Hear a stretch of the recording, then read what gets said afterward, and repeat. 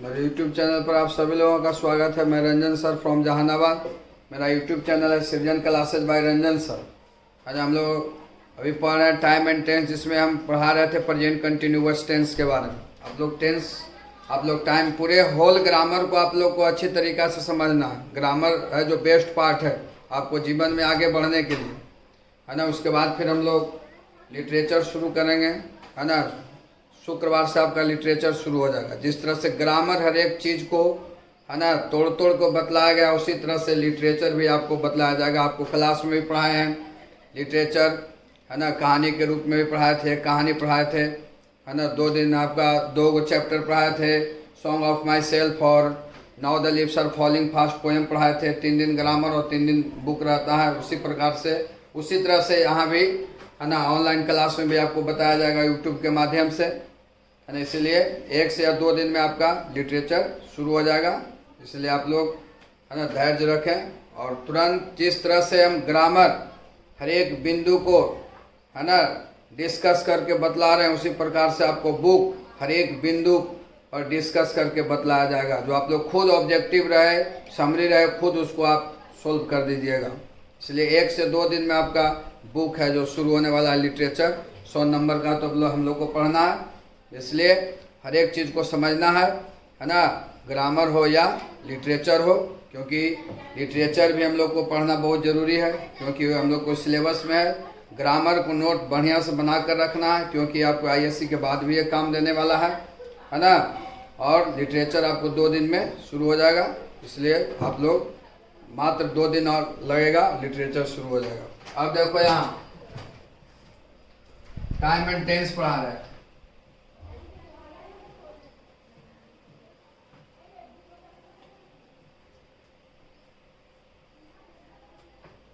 Time and tense में हम present continuous tense के बारे में बतला रहे थे। प्रेजेंट कंटिन्यूअस,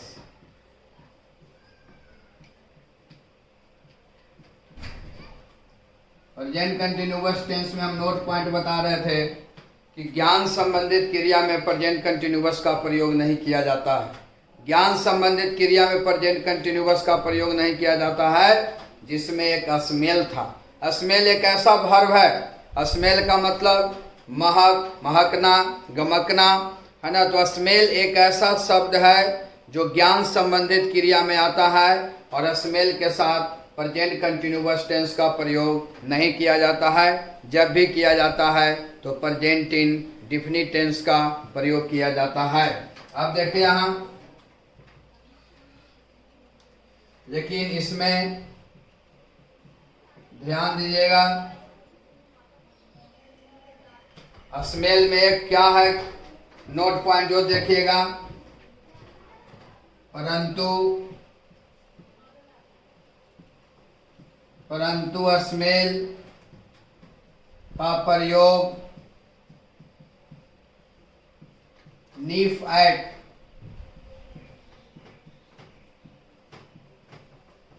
परंतु अस्मेल का प्रयोग नीफ एट, परंतु अस्मेल का प्रयोग नीफ एट, नाक पर सटाकर सूंघना, ध्यान देना। परंतु जब अस्मेल का प्रयोग स्नीफ है, नाक पर सटाकर सूंघना के अर्थ में किया जाए, के अर्थ में किया जाए, तब प्रेजेंट कंटिन्यूअस टेंस, तब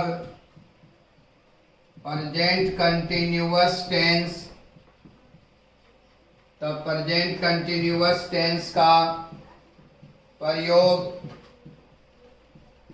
किया जाता है। इसको बढ़िया से समझिएगा, जो बतला रहे हैं उस पर ध्यान देना है बाबू। फिर से समझिएगा, हम आपको पढ़ाए थे कि अस्मेल है जो ज्ञान संबंधित क्रिया में आता है। अस्मेल का मतलब सूंघना या फिर महकना, गमकना, स्मेल मतलब होता है। तो स्मेल एक ऐसा शब्द है जो ज्ञान संबंधित क्रिया में आता है और स्मेल के साथ प्रेजेंट कंटिन्यूअस का प्रयोग नहीं किया जाता है। उसके साथ जब भी करना है तो प्रेजेंट इंडेफिनिट टेंस का सब्जेक्ट के अनुसार V1 या V5। जैसे देखिए यहाँ, a flower is smelling, a flower is smelling sweet, एक गुलाब मीठा है ना महक रहा है। तो देखिए यहाँ स्मेल का प्रयोग प्रेजेंट कंटिन्यूअस टेंस में कर दिया गया, इसलिए सेंटेंस क्या हो गया, गलत हो गया। क्योंकि स्मेल है जो कौन संबंधित क्रिया है, ज्ञान संबंधित क्रिया। ज्ञान संबंधित क्रिया में प्रेजेंट कंटिन्यूअस का प्रयोग नहीं किया जाता है और स्मेल ज्ञान संबंधित क्रिया में इसमें आप प्रेजेंट कंटिन्यूअस का प्रयोग कर दिए, इसलिए सेंटेंस क्या हो गया, रॉन्ग हो गया। तो इसका सही आंसर क्या होगा, ए फ्लावर प्रेजेंट इंडेफिनिट का प्रयोग करना होगा, स्मेल्स स्वीट, ए फ्लावर्स स्मेल्स स्वीट, है ना, एक गुलाब है ना मीठा सुगंध देता है। अब देखें, एक फूल मीठा सुगंध देता है। तो ये स्मेल था जो क्या था, ज्ञान संबंधित क्रिया था और ज्ञान संबंधित क्रिया में प्रेजेंट कंटिन्यूअस का प्रयोग नहीं किया जाता है। प्रेजेंट कंटिन्यूअस का प्रयोग वैसे गलत हो गया, प्रेजेंट इंडेफिनिट का प्रयोग करना ये सही है। लेकिन हमारा यहाँ नियम कहता है कि जब स्मेल का प्रयोग है ना नाक पर सटाकर सूंघने के अर्थ में किया जाए तब वहां पर प्रेजेंट कंटिन्यूअस टेंस का प्रयोग होगा। जैसे जैसे जैसे मोहित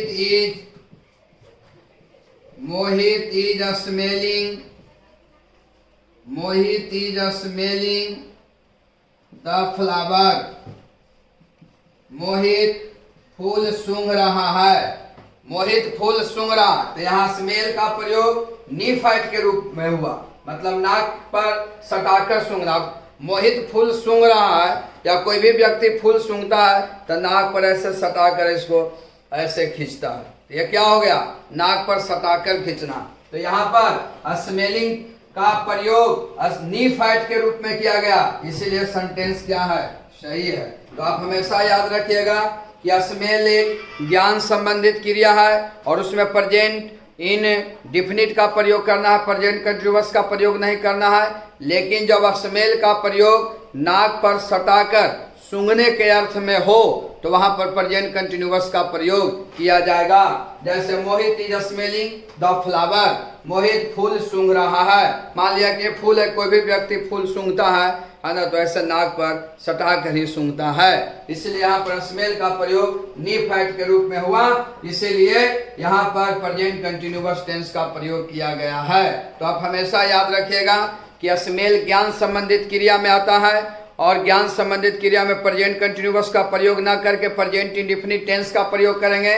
लेकिन जब स्मेल का प्रयोग नी फाइट के रूप में हो, यानी कोई व्यक्ति है ना नाक पर सटाकर सूंघता है किसी चीज को, तो वहां पर स्मेल के साथ आप प्रेजेंट कंटिन्यूअस टेंस का प्रयोग कर सकते हैं। इसको नोट कर लीजिए।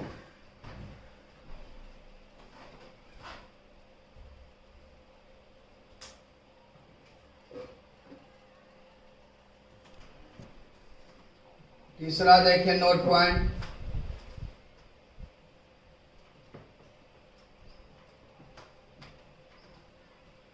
verbs regarding mind, दिमाग संबंधित क्रिया।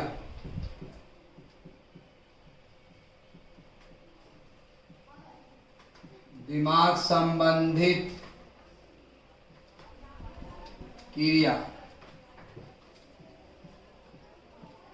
किस प्रकार से हम लोग पढ़ें कि संवेदना संबंधित क्रिया, ज्ञान संबंधित क्रिया, उसी प्रकार से है ना क्या है, दिमाग संबंधित क्रिया। तो दिमाग संबंधित क्रिया, जितने भी दिमाग संबंधित वर्ब हैं उन सभी क्रिया के साथ प्रेजेंट कंटिन्यूअस का प्रयोग नहीं होगा। जब भी होगा तो प्रेजेंट इंडेफिनिट टेंस का प्रयोग होगा।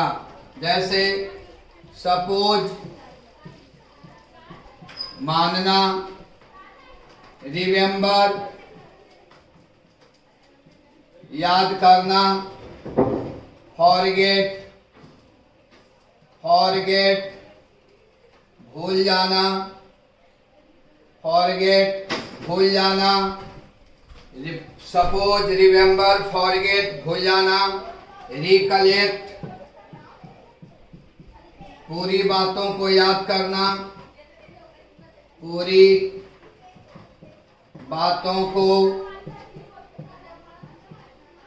बातों को याद करना, समझना पहले, थिंक सोचना या विचार करना। ये दिए गए सभी निम्नलिखित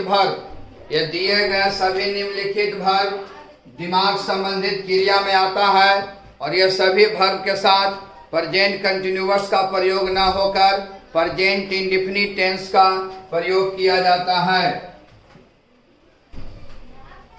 जैसे he is supposing me a thief, वह मुझे एक चोर मान रहा है। तो ये सेंटेंस गलत हो गया रे बाबू, क्योंकि सपोज कौन संबंधित क्रिया है? सपोज है जो दिमाग संबंधित क्रिया है और दिमाग संबंधित क्रिया में प्रेजेंट कंटिन्यूअस का प्रयोग नहीं किया जाता है। तो आप ही के साथ इज लगा दिए, क्रिया में आईएनजी लगा दिए, यानी ये दिए गए बात में प्रेजेंट कंटिन्यूअस का प्रयोग कर दिए, इसलिए सेंटेंस क्या हो गया? रॉन्ग हो गया, क्योंकि सपोज है जो दिमाग संबंधित क्रिया है और दिमाग संबंधित क्रिया में प्रेजेंट कंटिन्यूअस टेंस का प्रयोग किया जाता है।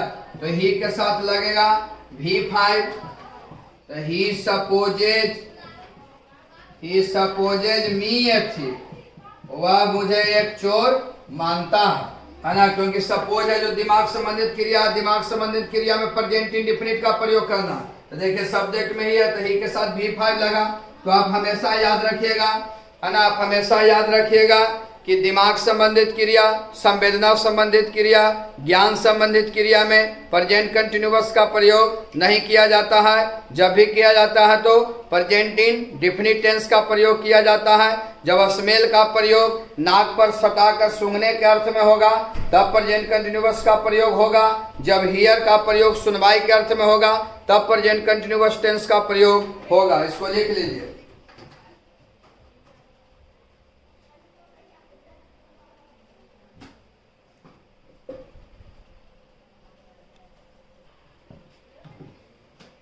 चौथा पॉइंट में देखेंगे अदर वर्ब्स। और कौन ऐसे क्रिया है? अदर वर्ब्स, अन्य क्रिया। और कौन ऐसे वर्ब हैं और कौन से ऐसे क्रिया हैं जिसके साथ प्रेजेंट कंटिन्यूअस का प्रयोग नहीं किया जाता है? अदर वर्ब्स, अन्य क्रिया। और कौन ऐसे क्रिया हैं जिसके साथ प्रेजेंट कंटिन्यूअस का प्रयोग नहीं किया जाता है? तो वो वर्ब है, ध्यान देना है, कीप। कीप का मतलब रखना। कंटेन, कंटेन का मतलब भी रखना। कंसिस्ट, कंसिस्ट का मतलब भी रहना। ये जिस प्रकार से संवेदना संबंधित क्रिया, ज्ञान संबंधित क्रिया, दिमाग संबंधित क्रिया के साथ प्रेजेंट कंटिन्यूअस का प्रयोग ना होकर प्रेजेंट इंडेफिनिट टेंस का प्रयोग होता है, उसी प्रकार से कीप, कंटेन, कंसिस्ट।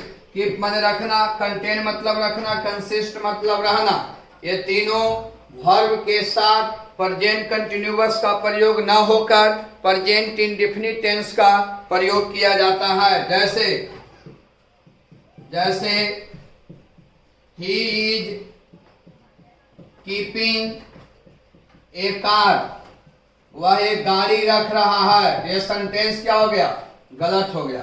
देखिए यहाँ, क्योंकि कीप एक ऐसी वर्ब है जिसके साथ प्रेजेंट कंटिन्यूअस का प्रयोग नहीं करना है, इसके साथ प्रेजेंट इंडेफिनिट टेंस का प्रयोग करना है। अब आप भी ऐसे बोलचाल के भाषा में देखिएगा, ये सूटेबल नहीं है, ये सही नहीं है कि वह एक गाड़ी रख रहा है। सबको यह बोलता है कि वह एक गाड़ी रखता है ना। तो कीप के साथ प्रेजेंट कंटिन्यूअस का प्रयोग न करके प्रेजेंट इंडेफिनिट टेंस का प्रयोग करेंगे। तो ही के साथ V1 की V5, तो ही के साथ V5 लगता है। ही कीप्स ए कार, वह एक गाड़ी रखता है। यह सेंटेंस आपका सही है। जैसे I am I am keeping a pen, मैं एक कलम रख रहा हूं। ये भी सेंटेंस गलत हो गया, क्योंकि कीप कौन संबंधित क्रिया है?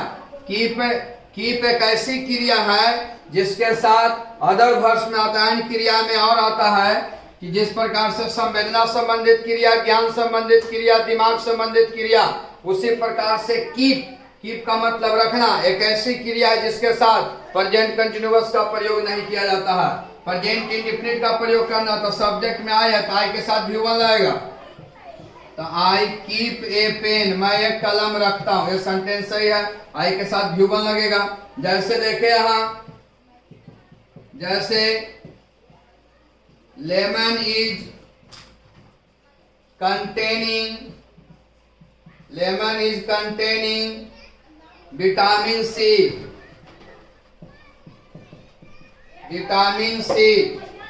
नींबू विटामिन सी रख रहा है। ये सेंटेंस क्या हो गया? गलत हो गया, है ना, क्योंकि यहाँ पर देखिए कंटेन एक ऐसी क्रिया जिसके साथ प्रेजेंट कंटिन्यूअस का प्रयोग नहीं किया जाता है। तो कंटेन के साथ जब भी प्रयोग करना है तो प्रेजेंट इंडेफिनिट टेंस का प्रयोग करना है। तो सही आंसर क्या हो जाएगा? Lemon contains vitamin C. इसको लिखिए। अब इसका देखिए यहां,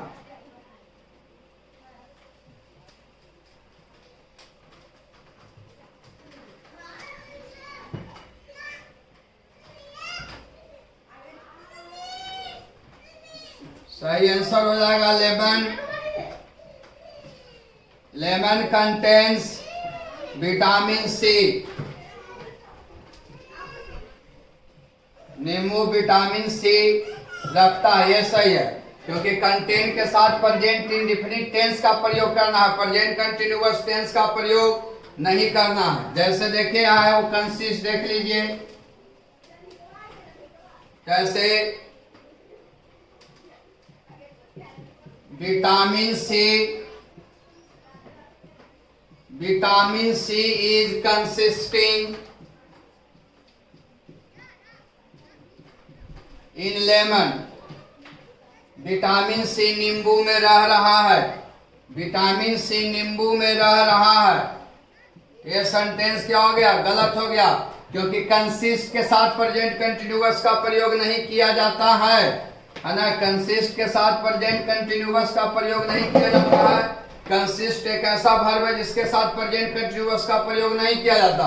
आप यहाँ पर प्रेजेंट कंटिन्यूअस का प्रयोग कर दिए, इसलिए सेंटेंस क्या हो गया? गलत हो गया। इसके साथ जब भी प्रयोग करना है तो प्रेजेंट इंडेफिनिट टेंस का, तो हो जाएगा इसका सही answer vitamin C consist, vitamin C रहता है इन लेमन, नींबू में, विटामिन सी नींबू में रहता है। यह सेंटेंस सही है आपका, इसको नोट कर लीजिए। तो आप हमेशा याद रखिएगा कि कीप, कंटेन, कंसिस्ट के साथ प्रेजेंट कंटिन्यूअस का प्रयोग न करके प्रेजेंट इंडेफिनिट टेंस का प्रयोग करना है। सब्जेक्ट के अनुसार V1 और V5। चलिए देखिए, अब हम लोग टाइम एंड टेंस में अब हम लोग सीखेंगे प्रेजेंट परफेक्ट टेंस के बारे में।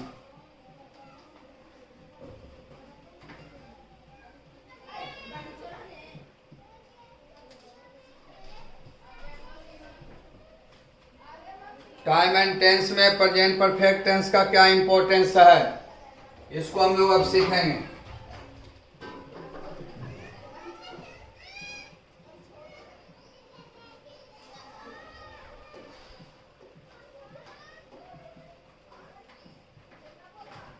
An action that is completed at present. An action that is completed at present. An action that is completed at present. अब हम लोग टाइम एंड टेंस में प्रेजेंट परफेक्ट टेंस के बारे में सीखेंगे, है ना।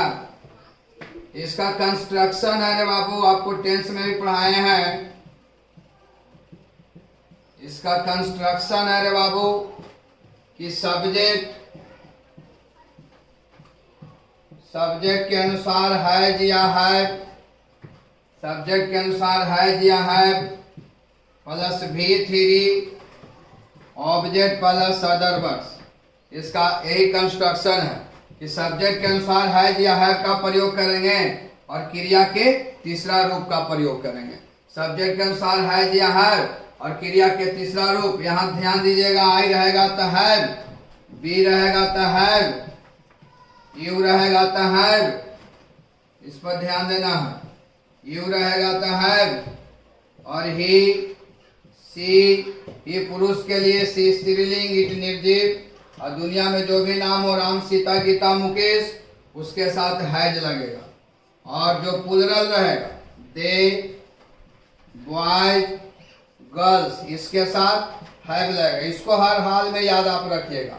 सब्जेक्ट के अनुसार क्या लगेगा, हैज या हैव, और क्रिया के तीसरा रूप। यही प्रेजेंट परफेक्ट टेंस का बनाने का नियम है। सब्जेक्ट के अनुसार हैज या हैव और क्रिया के तीसरा रूप। आई रहेगा तो हैव, बी के साथ हैव, यू के साथ हैव, ही, सीट, नेम के साथ हैज, दे, बॉयज, गर्ल्स के साथ हैव। तो सब्जेक्ट के अनुसार हम लोग हैज या हैव का प्रयोग करेंगे और किसके साथ हैज हैव लगेगा यहाँ पर लिखा हुआ है।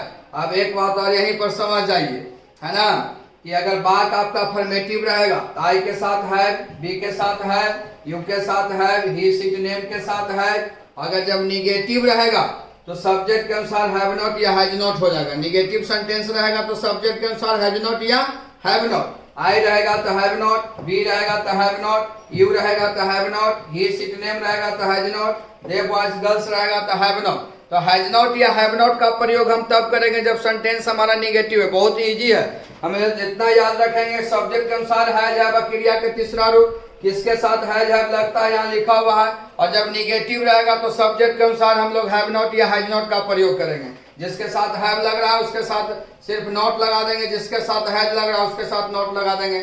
तो सब्जेक्ट के अनुसार हैव नॉट या हैज नॉट का प्रयोग तब करेंगे जब सेंटेंस हमारा निगेटिव होगा। निगेटिव नहीं रहेगा तो सब्जेक्ट के अनुसार हैज या हैव क्रिया का तीसरा रूप का प्रयोग करेंगे। इसको नोट कीजिए।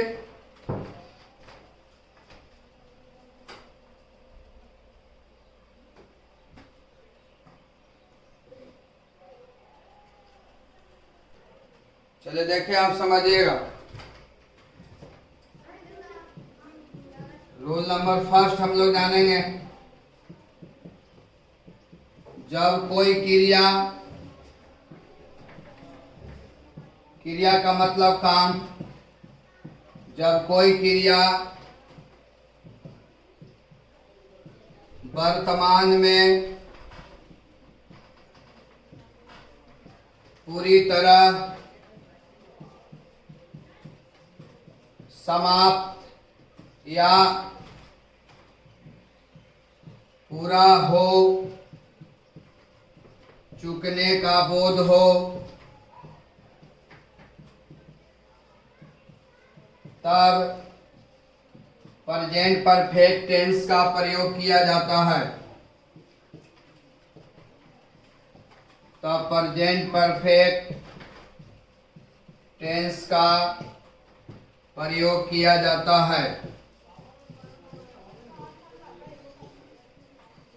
याद रखिएगा, जब कोई क्रिया वर्तमान में पूरी तरह समाप्त हो चुकने का बोध हो, जिससे किसी काम को वर्तमान में पूरी तरह समाप्त हो चुकने का बोध हो, जब कोई काम वर्तमान में पूरी तरह समाप्त हो चुकने का बोध हो या पूरा हो चुकने का बोध हो, तो हम प्रेजेंट परफेक्ट टेंस का प्रयोग करेंगे। सब्जेक्ट के अनुसार हैज हैव और क्रिया के तीसरा रूप। अगर निगेटिव रहेगा तो सब्जेक्ट के अनुसार हैव नॉट, हैज नॉट और क्रिया के तीसरा रूप का प्रयोग करेंगे। इसको लिखिए,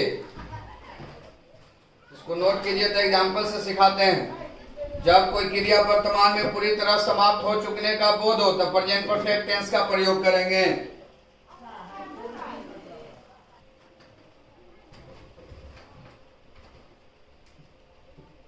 जैसे देखे यहां, I have gone to Patna just, मैं ठीक पटना जा चुका हूं। मैं ठीक पटना जा चुका हूं, यानी पटना जाने का काम वर्तमान में पूरी तरह समाप्त हो चुका है या पूरा हो चुका है, इसलिए प्रेजेंट परफेक्ट टेंस का प्रयोग किया गया। सब्जेक्ट में आई के साथ क्या लगा, हैव लगा, और क्रिया के देखिए तीसरा रूप है। हमारा नियम भी कहता है कि जब कोई क्रिया वर्तमान में पूरी तरह समाप्त हो चुकने का बोध हो तो प्रेजेंट परफेक्ट टेंस का प्रयोग किया जाता है। जैसे I have gone to Patna just, मैं ठीक पटना जा चुका हूं, यानी पटना जाने का काम वर्तमान में पूरी तरह समाप्त हो चुका है या पूरा हो चुका है। जैसे he has eaten a mango just now, वह ठीक अभी ये काम खा चुका है, वह ठीक अभी ये काम खा चुका है। He has eaten a mango just now, वह ठीक अभी ये काम खा चुका है, यानी आम खाने का काम वर्तमान में पूरी तरह समाप्त हो चुका है। इसलिए देखिए प्रेजेंट परफेक्ट टेंस का प्रयोग किया गया, सब्जेक्ट में ही यही के साथ हैज लगा और क्रिया का क्या रूप है, तीसरा रूप है। जैसे Mohan has already written a story, मोहित पहले ही एक कहानी लिख चुका है। मोहित पहले ही एक कहानी लिख चुका है, यानी कहानी लिखने का काम वर्तमान में पूरी तरह समाप्त हो चुका है ना, या पूरा हो चुका है। देखिए सब्जेक्ट में मोहन है, मोहन नाम है, हैज लगा और क्रिया का तीसरा रूप है। तो हम लोग हमेशा याद रखेंगे कि जब कोई क्रिया वर्तमान में पूरी तरह समाप्त हो चुकने का बोध हो तो हम प्रेजेंट परफेक्ट टेंस का प्रयोग करना चाहिए हमें, है ना। सब्जेक्ट के अनुसार हैज है व क्रिया का तीसरा रूप, है ना। निगेटिव रहेगा तो हैव नॉट या हैज नॉट का प्रयोग करेंगे। लेकिन मेन पार्ट्स आपका ये है रे बाबू, words for identification, words for identification, पहचान के शब्द, पहचान के शब्द, पहचान के शब्द, पहचान के शब्द, पहचान के शब्द कौन कौन से रहेंगे, है ना। यानी प्रेजेंट परफेक्ट टेंस का पहचानने का कौन कौन से शब्द हैं उसको हम लोग सीखेंगे। जस्ट, ठीक, जस्ट नाउ, ठीक अभी, ठीक अभी, ऑलरेडी, ऑलरेडी, ऑलरेडी, पहले ही, पहले ही, प्रीवियसली, पहले ही, प्रीवियसली, पहले ही, पहले ही। तो ये दिए गए सभी निम्नलिखित शब्द प्रेजेंट परफेक्ट टेंस का पहचानने का शब्द है। इसको लिखिए तो और बताते हैं और कौन कौन से शब्द हैं।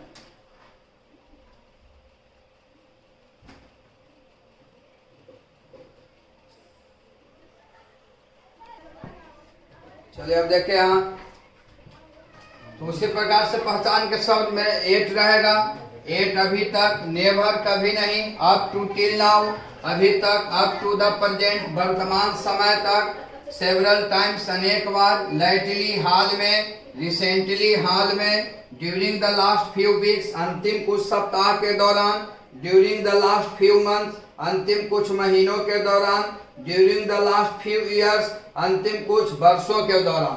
तो ये दिए गए सभी निम्नलिखित शब्द, ये दिए गए सभी निम्नलिखित शब्द प्रेजेंट परफेक्ट टेंस का पहचानने का शब्द है। ये दिए गए सभी निम्नलिखित शब्दों में से कोई भी शब्द सेंटेंस में दिया हुआ रहेगा तो उसका आंसर हम देंगे प्रेजेंट परफेक्ट टेंस में। इसलिए आपको नियम याद करने की जरूरत नहीं है, रट्टा मारने की जरूरत नहीं है कि जब कोई काम वर्तमान में पूरी तरह समाप्त हो चुकने का बोध हो तो प्रेजेंट परफेक्ट टेंस का प्रयोग करना है।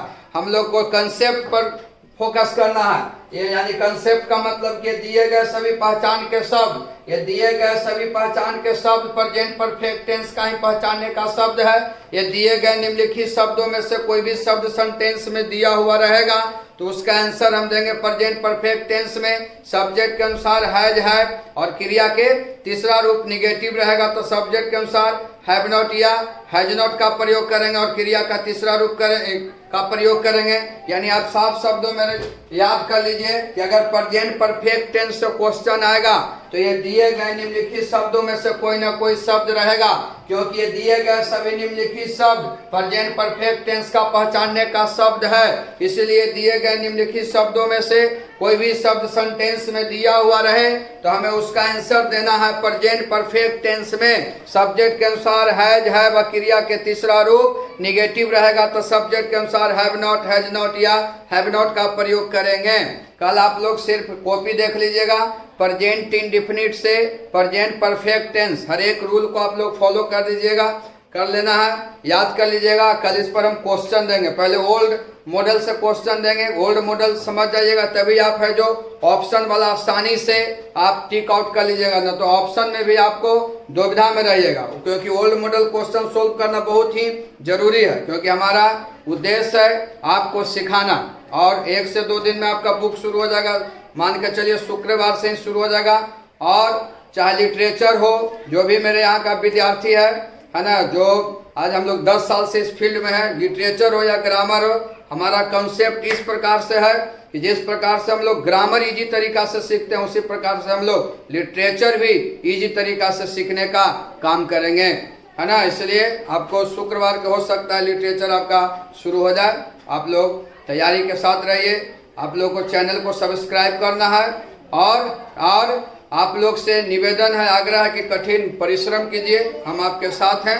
100% हम अपना परफॉर्मेंस देंगे, है ना। और हम लोग ज़्यादा हम अपने बारे में बोलना भी नहीं चाहते हैं, क्योंकि हमारे बारे में आप लोग खुद जानते हैं कि हम किस तरह से वर्क करते हैं और क्या हम करते हैं, है ना, और किस तरह से मेरा व्यू रहता है, उद्देश्य रहता है।